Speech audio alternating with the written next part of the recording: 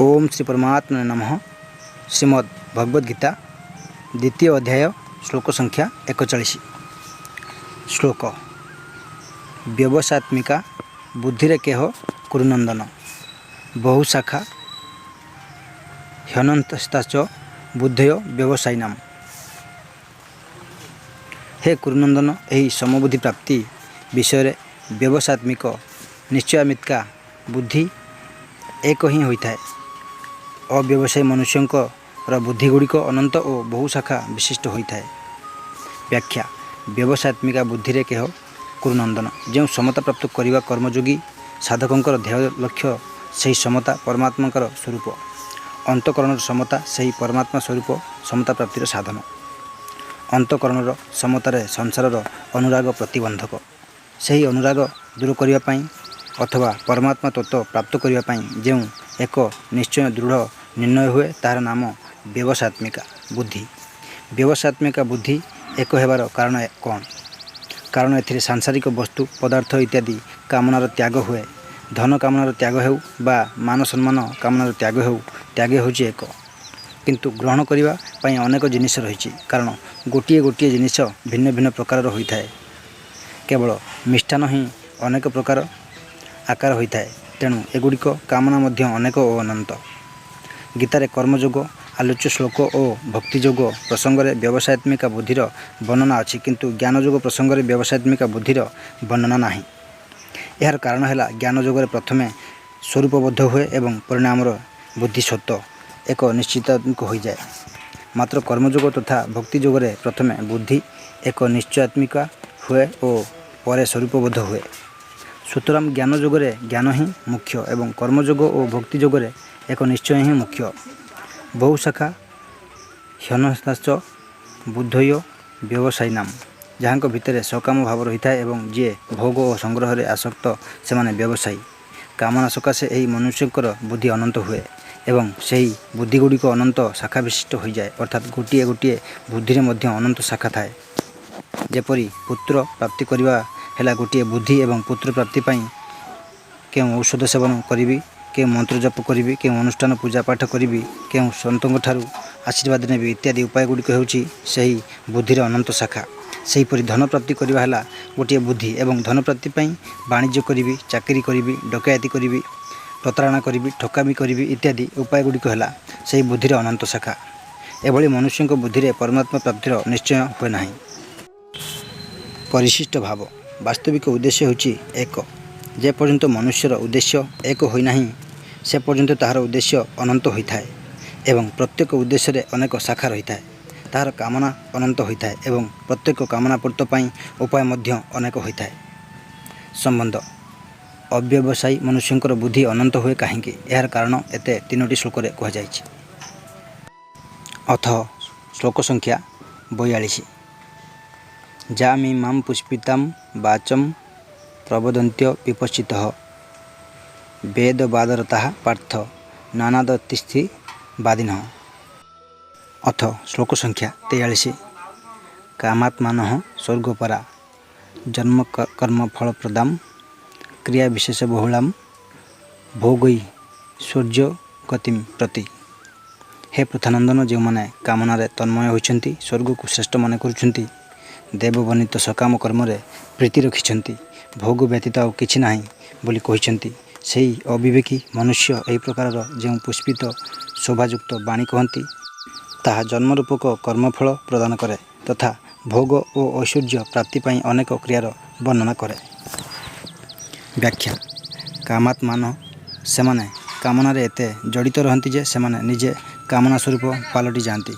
कामना और निज मध्य सेमानकु कौनसी पार्थक्य देखा जाए नहीं। सेमाने भावन्ति जे कामना बिना मनुष्य बंची पारिब नाही, कामना बिना कौनसी कार्य हो पारिब नाही, कामना बिना मनुष्य पथर जड़ित परि जड़ हो जाए, तार चेतना भी रहे नहीं। एपरी भावनायुक्त पुरुष कामात्मा अटंती। स्वयं जीवात्मा अनवरत यथावत रहे, सेथिरे केबे ह्रास वृद्धि हुए नहीं, किंतु कामना आसे और चली जाए तथा तार ह्रास और बुद्धि हुए। स्वयं होची परमात्मा अंश, किंतु कामना संसार अंश को नहीं हुए। अतएव स्वयं और कामना ए दुईटी भिन्न भिन्न। मात्र कामना जड़ित मनुष्यों को निज स्वरूपर भिन्नता अनुभव हुए नहीं। स्वर्गपरा ସ୍ୱର୍ଗରେ ଅତୀବ ସୁନ୍ଦର ଦିବ୍ୟ ଭୋଗ ମିଳେ। ତେଣୁ ସେମାନଙ୍କ ଦୃଷ୍ଟିରେ ସ୍ୱର୍ଗ ହିଁ ସର୍ବଶ୍ରେଷ୍ଠ ଏବଂ ସେମାନେ ହିଁ ସ୍ୱର୍ଗ ପ୍ରାପ୍ତିର ଚେଷ୍ଟାରେ ହିଁ ରାତିଦିନ ଲାଗି ରହନ୍ତି। ଯେଉଁମାନେ ବେଦରେ ଓ ଶାସ୍ତ୍ର ବର୍ଣ୍ଣିତ ସ୍ୱର୍ଗାଦି ଲୋକରେ ଆସ୍ଥା ରଖିଛନ୍ତି, ଏଠି ସ୍ୱର୍ଗପରା ପଦରେ ସେହି ମନୁଷ୍ୟଙ୍କ କଥା କୁହାଯାଇଛି। ବେଦବାଦରତା ପାର୍ଥ ନାନ୍ୟଦ ସ୍ଥିତି ବାଦିନଃ। ସେମାନେ ବେଦ ବର୍ଣ୍ଣିତ ସକାମ କର୍ମରେ ପ୍ରୀତି ରଖନ୍ତି। ବେଦର ତାତ୍ପର୍ଯ୍ୟ କେବଳ ଭୋଗ ଓ ସ୍ୱର୍ଗପ୍ରାପ୍ତି ବୋଲି ସେମାନେ ମାନନ୍ତି। ତେଣୁ ସେମାନେ ବେଦବାଦରତା। ସେମାନଙ୍କ ଧାରଣାରେ ପାର୍ଥବ ଓ ସ୍ୱର୍ଗୀୟ ଭୋଗ ବ୍ୟତୀତ ଆଉ କିଛି ନାହିଁ।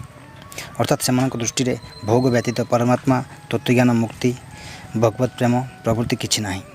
ତେଣୁ ସେମାନେ ସର୍ବଦା ଭୋଗରେ ଜଡ଼ିତ ରହନ୍ତି। ଭୋଗ ଉପଭୋଗ କରିବା ସେମାନଙ୍କର ମୁଖ୍ୟ ଲକ୍ଷ୍ୟ। ଯାମିମାଂ ପୁଷ୍ପିତାଂ ବାଚମ୍ ପ୍ରବୋଧୟନ୍ତି ଭବିଷ୍ୟତ। ଯେଉଁମାନଙ୍କଠାରେ ସତ୍ ଅସତ୍, ନିତ୍ୟ ଅନିତ୍ୟ, ଅବିନାଶୀ ବିନାଶୀର ବିବେକ ନାହିଁ, ସେହି ଅବିବେକୀର ମନୁଷ୍ୟ ସଂସାର ଓ ଭୋଗର ବର୍ଣ୍ଣନା ଥିବା ଶୋଭାଯୁକ୍ତ ବେଦବାଣୀ କହନ୍ତି। ଏଠାରେ ପୁଷ୍ପିତାମ୍ କହିବାର ତାତ୍ପର୍ଯ୍ୟ ହେଉଛି, ଯେଉଁ ବାଣୀରେ ଭୋଗ ଓ ଐଶ୍ୱର୍ଯ୍ୟର ବର୍ଣ୍ଣନା ହୋଇଛି ତାହା କେବଳ ଫୁଲ ଓ ପତ୍ର ଫଳ ନୁହେଁ। ଫଳରୁ ତୃପ୍ତି ମିଳେ, ପତ୍ର ପୁଷ୍ପର ଶୋଭାର ତୃପ୍ତି ମିଳେ ନାହିଁ। ସେହି ବାଣୀ ସ୍ୱୟଂ ସ୍ଥାୟୀ ଫଳ ପ୍ରଦାୟକ ନୁହେଁ। ସେହି ବାଣୀର ଫଳ ସ୍ୱର୍ଗାଦି ଭୋଗ, ଯାହା କେବଳ ଦେଖିବାକୁ ସୁନ୍ଦର, ସେଥିରେ ସ୍ଥାୟିତ୍ୱ ନୁହେଁ। ଜନ୍ମ କର୍ମଫଳ ପ୍ରଦାନ। ସେହି ପୁଷ୍ପିତ ବାଣୀ ଜନ୍ମରୂପକ କର୍ମଫଳ ପ୍ରଦାନ କରେ, କାରଣ ସେଥିରେ ପାର୍ଥିବ ଭୋଗକୁ ମହତ୍ତ୍ୱ ଦିଆଯାଇଛି। ସେହି ଭୋଗ ପ୍ରତି ଆସକ୍ତି ହିଁ ପୂର୍ବଜନ୍ମର କାରଣ। କ୍ରିୟା ବିଶେଷ ବହୁଳାମ୍ ଭୋଗ୍ୟସ୍ୟ ଯୋଗିତମ୍ ପ୍ରତି। ଭୋଗ ଓ ଐଶ୍ୱର୍ଯ୍ୟ ପ୍ରାପ୍ତି ପାଇଁ ସେହି ପୁଷ୍ପିତ ଅର୍ଥାତ୍ ଶୋଭାଯୁକ୍ତ ବାଣୀ ଯେଉଁ ସକାମ ଅନୁଷ୍ଠାନର ବର୍ଣ୍ଣନା କରେ, ସେଥିରେ କ୍ରିୟାର ବହୁଳତା ଥାଏ। ଅର୍ଥାତ୍ ସେହି ଅନୁଷ୍ଠାନରେ ଅନେକ ପ୍ରକାର ବିଧିବିଧାନ ଏବଂ ସେଥିରେ ଅନେକ ପ୍ରକାର କ୍ରିୟା ଓ ପଦାର୍ଥର ଆବଶ୍ୟକତା ପଡ଼େ ତଥା ଶରୀରାଦି ଦ୍ୱାରା ମଧ୍ୟ ଅଧିକ ପରିଶ୍ରମ କରିବାକୁ ପଡ଼େ। ଭୋଗୈଶ୍ୟ ଜପ୍ରସକ୍ତାନାଂ ତ୍ରୟାପହୃତେ ଚେତସାମ୍ ବ୍ୟବସାୟିତ୍ମିକା ବୁଦ୍ଧି ସମାଧୀନ ବିଧୀୟତେ। ସେହି ପୁଷ୍ପିତ ବାଣୀ ଦ୍ୱାରା ଯାହାଙ୍କର ଅନ୍ତଃକରଣ ଅପହୃତ ହୋଇଯାଇଛି, ଅର୍ଥାତ୍ ଭୋଗ ଆଡ଼କୁ ଆକର୍ଷିତ ହୋଇଯାଇଛି ଏବଂ ଯେଉଁମାନେ ଭୋଗ ଓ ଐଶ୍ୱର୍ଯ୍ୟରେ ଅନନ୍ତ ଆସକ୍ତ, ସେହି ମନୁଷ୍ୟଙ୍କର ପରମାତ୍ମାଙ୍କ ପ୍ରତି ଏକ ନିଶ୍ଚୟାତ୍ମିକା ବୁଦ୍ଧି ହୁଏ ନାହିଁ। ବ୍ୟାଖ୍ୟା। ତ୍ରୟାପହୃତ ଚେତସାମ୍। ପୂର୍ବ ଶ୍ଲୋକରେ ବର୍ଣ୍ଣିତ ପୁଷ୍ପିତ ବାଣୀ ଦ୍ୱାରା ଯେଉଁମାନଙ୍କର ଚିତ୍ତ ଅପହୃତ ହୋଇଯାଇଛି, ଅର୍ଥାତ୍ ସ୍ୱର୍ଗରେ ଅତ୍ୟନ୍ତ ସୁଖ ଅଛି, ଦିବ୍ୟ ନନ୍ଦନବନ ଅଛି, ଅପ୍ସରାମାନେ ଅଛନ୍ତି, ଅମୃତ ଅଛି, ଏଭଳି ବାଣୀ ଦ୍ୱାରା ଯେଉଁମାନଙ୍କର ଚିତ୍ତ ସେହି ଭୋଗ ଆଡ଼କୁ ଆକୃଷ୍ଟ ହୋଇଯାଇଛି, ଭୋଗୈଶ୍ୟ ଯପ୍ରୋକ୍ତ ସାତନାମ୍ ଶବ୍ଦ, ସ୍ପର୍ଶ, ରୂପ, ରସ ଓ ଗନ୍ଧ, ଏହି ପାଞ୍ଚଟି ବିଷୟରୁ ତଥା ଶାରୀରିକ ଆରାମ, ମନ ଓ ମାନ ନାମରେ ବଡ଼ିମା ପ୍ରବୃତ୍ତିରୁ ସୁଖ ଗ୍ରହଣ କରିବାର ନାମ ଭୋଗ। ଭୋଗ ସକାଶେ ସଂଗ୍ରହ କରାଯାଉଥିବା ପଦାର୍ଥ, ଟଙ୍କା ପଇସା, ଘରବାଡ଼ି ଇତ୍ୟାଦିର ନାମ ଐଶ୍ୱର୍ଯ୍ୟ। ଏହି ଭୋଗ ଓ ଐଶ୍ୱର୍ଯ୍ୟରେ ଯାହାଙ୍କର ଆସକ୍ତି, ପ୍ରିୟ ଭାବ ଓ ଆକର୍ଷଣ ରହିଛି, ଏଥିରେ ଯାହାଙ୍କର ମହତ୍ତ୍ୱ ବୁଦ୍ଧି ରହିଛି, ସେମାନଙ୍କୁ ଭୋଗୈଶ୍ୟ ଯପ୍ରୋକ୍ତ ସାତନାମ୍ କୁହାଯାଇଛି। ଯେଉଁମାନେ କେବଳ ଭୋଗ ଓ ଐଶ୍ୱର୍ଯ୍ୟରେ ବୁଡ଼ି ରହନ୍ତି, ସେମାନେ ଆସୁରୀ ସମ୍ପତ୍ତି ସମ୍ପନ୍ନ, ପ୍ରାଣର ନାମ ଅସୁ ଏବଂ ଯେଉଁମାନେ ଏହି ପ୍ରାଣକୁ ବଞ୍ଚାଇ ରଖିବା ପାଇଁ ଚାହାନ୍ତି, ସେହି ପ୍ରାଣପୋଷଣ ପରାୟଣ ଲୋକଙ୍କର ନାମ ଅସୁର। ସେମାନେ ଶରୀରକୁ ପ୍ରାଧାନ୍ୟ ଦେଇ ପାର୍ଥବ ଅଥବା ସ୍ୱର୍ଗୀୟ ଭୋଗ ଉପଭୋଗ କରିବାକୁ ଚାହାନ୍ତି। ବ୍ୟବସାୟିତ୍ମିକା ବୁଦ୍ଧି ସମୃଦ୍ଧି ନ ବିଦ୍ଧିତେ। ଯାହା ମନୁଷ୍ୟ ଜନ୍ମର ବାସ୍ତବିକ ଧ୍ୟେୟ, ଯେଉଁଥିପାଇଁ ମନୁଷ୍ୟ ଶରୀର ମିଳିଛି, ସେହି ପରମାତ୍ମାକୁ ହିଁ ପ୍ରାପ୍ତ କରିବା ଆବଶ୍ୟକ। ଏପରି ବ୍ୟବସାୟିତ୍ମିକା ବୁଦ୍ଧି ସେହି ଲୋକଙ୍କର ହୁଏ ନାହିଁ। ତାତ୍ପର୍ଯ୍ୟ ହେଲା, ଯେଉଁ ଭୋଗ ଉପଭୋଗ କରାଯାଇ ସାରିଛି, ଯେଉଁ ଭୋଗ ଉପଭୋଗ କରାଯାଇପାରେ, ଯେଉଁ ଭୋଗ ବିଷୟରେ ଶୁଣାଯାଇଛି ଏବଂ ଯେଉଁ ଭୋଗ ବିଷୟରେ ଶୁଣାଯାଇ ପାରିବ, ସେହି ସବୁର ସଂସ୍କାର ଯୋଗୁଁ ବୁଦ୍ଧିରେ ମଳିନତା ଆସେ। ସେହି ମଳିନତା ଯୋଗୁଁ ସଂସାରରୁ ସର୍ବଥା ବିରକ୍ତ ହୋଇ କେବଳ ପରମାତ୍ମାଙ୍କର ଅଭିମୁଖୀ ହେବାର ଦୃଢ଼ ନିଶ୍ଚୟ ହୁଏ ନାହିଁ। ସେହିପରି ଅନେକ ସାଂସାରିକ ଦିବ୍ୟ କଳା ପ୍ରଭୃତି ସଂଗ୍ରହ କରି ମୁଁ ବିଦ୍ୱାନ୍, ମୁଁ ସବୁ ଜାଣିଛି, ଏହିପରି ଯେଉଁ ଅଭିମାନଜନିତ ସୁଖ ଭୋଗ ହୁଏ, ସେଥିରେ ଆସକ୍ତ ମନୁଷ୍ୟଙ୍କର ମଧ୍ୟ ପରମାତ୍ମା ପ୍ରାପ୍ତିର ଏକ ନିଶ୍ଚୟ ହୁଏ ନାହିଁ। ବିଶେଷ କଥନ। ପରମ ଦୟାଳୁ ପ୍ରଭୁ କୃପା କରି ଏହି ମନୁଷ୍ୟ ଶରୀରରେ ଏପରି ଏକ ଅସାଧାରଣ ବିବେକ ଶକ୍ତି ଦେଇଛନ୍ତି, ଯାହାଦ୍ୱାରା ସେ ସୁଖ ଦୁଃଖର ଊର୍ଦ୍ଧ୍ୱରେ ରହି ନିଜର ଉଦ୍ଧାର କରିପାରିବ ଓ ସମସ୍ତଙ୍କର ସେବା କରି ଭଗବାନଙ୍କୁ ଆପଣାର କରିପାରିବ। ଏଥିପାଇଁ ହିଁ ମନୁଷ୍ୟ ଜନ୍ମର ସାର୍ଥକତା ନିହିତ। କିନ୍ତୁ ପ୍ରଭୁ ପ୍ରଦତ୍ତ ବିବେକ ଶକ୍ତିରେ ଅନାଦାର କରି ନାଶବାନ ଭୋଗ ଓ ସଂଗ୍ରହରେ ଆସକ୍ତ ହୋଇଯିବା ପଶୁ ବୁଦ୍ଧି। କାରଣ ପଶୁ ପକ୍ଷୀ ମଧ୍ୟ ଭୋଗରେ ବୁଡ଼ି ରହିଛନ୍ତି। ଯଦି ସେମାନଙ୍କ ପରି ମନୁଷ୍ୟ ମଧ୍ୟ ଭୋଗରେ ବୁଡ଼ି ରହିବ, ତେବେ ପଶୁପକ୍ଷୀ ଓ ମନୁଷ୍ୟଙ୍କ ମଧ୍ୟରେ ପାର୍ଥକ୍ୟ କ'ଣ ରହିଲା? ପଶୁପକ୍ଷୀ ଭୋଗଜନୀ ହୋଇଥିବାରୁ ସେମାନଙ୍କ ସମ୍ମୁଖରେ କର୍ତ୍ତବ୍ୟର ପ୍ରଶ୍ନ ନାହିଁ, କିନ୍ତୁ ମନୁଷ୍ୟ ଜନ୍ମ କେବଳ ନିଜ କର୍ତ୍ତବ୍ୟ ପାଳନ କରି ନିଜର ଉଦ୍ଧାର କରିବା ପାଇଁ ମିଳିଛି, ଭୋଗ ଉପଯୋଗ ପାଇଁ ନୁହେଁ। ତେଣୁ ମନୁଷ୍ୟ ସମ୍ମୁଖକୁ ଯାହା କିଛି ଅନୁକୂଳ ପ୍ରତିକୂଳ ପରିସ୍ଥିତି ଆସେ, ସେସବୁ ସାଧନା ସାମଗ୍ରୀ, ଭୋଗ୍ୟ ସାମଗ୍ରୀ ନୁହେଁ। ଯିଏ ଏ ସବୁକୁ ଭୋଗ୍ୟ ସାମଗ୍ରୀ ମନେକରେ, ପରମାତ୍ମାଙ୍କ ପ୍ରତି ତା'ର ନିଶ୍ଚୟାତ୍ମିକା ବୁଦ୍ଧି ହୁଏ ନାହିଁ। ପ୍ରକୃତରେ ପରମାତ୍ମା ଅଭିମୁଖୀ ହେବାର ସାଂସାରିକ ପଦାର୍ଥ ବାଧା ଦିଏ ନାହିଁ, ବରଂ ବର୍ତ୍ତମାନରେ ଅନ୍ତଃକରଣରେ ଦୃଢ଼ୀଭୂତ ହୋଇଥିବା ଭୋଗର ମହତ୍ତ୍ୱ ହିଁ ବାଧା ଦିଏ। ଭୋଗର ମହତ୍ତ୍ୱ ଯେତେ ବାଧକ ହୁଏ, ଭୋଗ ସେତେ ବାଧକ ହୁଏ ନା।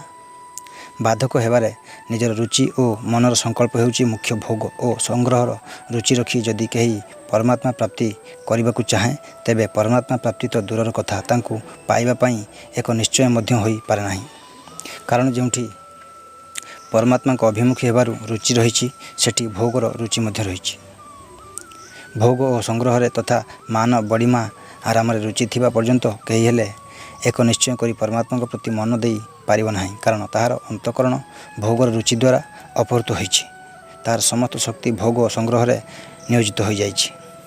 ପରିଶିଷ୍ଟ ଭାବ ଆତ୍ମକଲ୍ୟାଣରେ ଯଦି କୌଣସି ପ୍ରତିବନ୍ଧକ ଥାଏ, ତାହା ହେଉଛି ଭୋଗ ଓ ଐଶ୍ୱର୍ଯ୍ୟର ସଂଗ୍ରହର ଇଚ୍ଛା। ଜାଲରେ ପଡ଼ିଥିବା ମାଛ ଯେପରି ଆଗକୁ ଯାଇପାରେ ନାହିଁ, ସେହିପରି ଭୋଗ ଓ ସଂଗ୍ରହରେ ଜଡ଼ିତ ମନୁଷ୍ୟର ଦୃଷ୍ଟି ପରମାତ୍ମା ଅଭିମୁଖୀ ହୋଇପାରେ ନାହିଁ। କେବଳ ସେତିକି ନୁହେଁ, ଭୋଗ ଓ ସଂଗ୍ରହରେ ଆସକ୍ତ ମନୁଷ୍ୟ ପରମାତ୍ମା ପ୍ରାପ୍ତିର ନିଶ୍ଚୟ ମଧ୍ୟ କରିପାରେ ନାହିଁ। ଯିଏ ସଂସାରକୁ ସତ୍ୟ ମନେ କରୁଛି, ତା ପାଇଁ କର୍ମଯୋଗ ଶୀଘ୍ର ସିଦ୍ଧପ୍ରାପ୍ତ। କର୍ମଯୋଗୀ ତାଙ୍କ କର୍ତ୍ତବ୍ୟ କର୍ମ ଦ୍ୱାରା ସଂସାରର ଯେତେ ସେବା କରନ୍ତି, ଅର୍ଥାତ୍ ପ୍ରତ୍ୟେକ କର୍ମ ନିଷ୍କାମ ଭାବରେ କେବଳ ଅନ୍ୟମାନଙ୍କ ହିତ ନିମନ୍ତେ କରନ୍ତି, ସେ ଅନ୍ୟମାନଙ୍କ ସୁଖରେ ସୁଖୀ ବା ପ୍ରସନ୍ନ ଏବଂ ଅନ୍ୟମାନଙ୍କର ଦୁଃଖରେ ଦୁଃଖୀ ବା କରୁଣିତ ହୁଅନ୍ତି। ଅନ୍ୟମାନଙ୍କୁ ସୁଖୀ ଦେଖି ପ୍ରସନ୍ନ ହେବାରୁ ତାଙ୍କଠାରେ ଭୋଗର ଇଚ୍ଛା ରହେ ନାହିଁ ଏବଂ ଅନ୍ୟମାନଙ୍କୁ ଦୁଃଖୀ ଦେଖି କରୁଣିତ ହେବାରୁ ତାଙ୍କଠାରେ ସଂଗ୍ରହର ଇଚ୍ଛା ରହେ ନାହିଁ। ସମ୍ବନ୍ଧ କୌଣସି କଥାକୁ ପରିସ୍ଫୁଟ କରିବାକୁ ହେଲେ ପ୍ରଥମେ ଦୁଇ ପକ୍ଷକୁ ସମ୍ମୁଖରେ ରଖି ତାପରେ ପରିସ୍ଫୁଟ କରାଯାଏ। ଏଠାରେ ଭଗବାନ ନିଷ୍କାମ ଭାବକୁ ପରିସ୍ଫୁଟ କରିବାକୁ ଚାହୁଁଛନ୍ତି। ତେଣୁ ପୂର୍ବୋକ୍ତ ତିନୋଟି ଶ୍ଲୋକରେ ସକାମୀ ପୁରୁଷଙ୍କର ବର୍ଣ୍ଣନା କରି ଏବେ ନିମ୍ନ ଶ୍ଲୋକରେ ନିଷ୍କାମ ହେବାକୁ ପ୍ରେରଣା ଦେଉଛନ୍ତି। ଅଥ ଶ୍ଲୋକ ସଂଖ୍ୟା 44 ସମ୍ପୂର୍ଣ୍ଣମ୍।